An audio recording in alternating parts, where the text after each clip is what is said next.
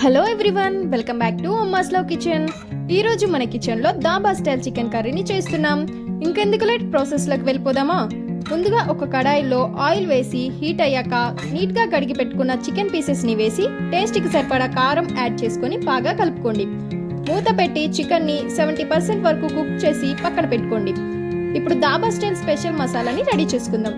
Mixer జార్లో 2 spoons ధనియాలు, 10 to 12 ఎండుమిర్చి, 3 ఇలాచి, 20 to 25 మిరియాలు, 8 to 10 లవంగాలు, 2 ఇంచ్ దాల్చిన చెక్క, 6 to 8 వెల్లుల్లి రెబ్బలు, 4 ఇంచ్ అల్లం, కొంచెం కొత్తిమీర వేసి కొంచెం వాటర్ యాడ్ చేసి స్మూత్ పేస్ట్ లాగా గ్రైండ్ చేసుకోండి.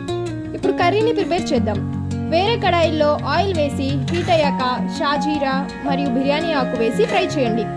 తర్వాత కట్ చేసి పెట్టుకున్న ఆనియన్స్ వేసి గోల్డెన్ బ్రౌన్ కలర్ వచ్చే వరకు ఫ్రై చేయండి. ఇప్పుడు ముందే గ్రైండ్ చేసి పెట్టుకున్న మసాలా పేస్ట్ మరియు కొంచెం పసుపు వేసి ఆయిల్లో సపరేట్ అయ్యే వరకు మీడియం ఫ్లేమ్లో కుక్ చేయండి. తర్వాత టమాటో పేస్ట్ వేసి బాగా కలుపుకొని కుక్ చేయండి.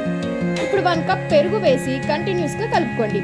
మసాలా అంతా బాగా కుక్ అయ్యాక ముందుగా 70% కుక్ చేసి పెట్టుకున్న చికెన్ని వేసి మసాలా అంతా పట్టేలాగా బాగా కలుపుకోండి.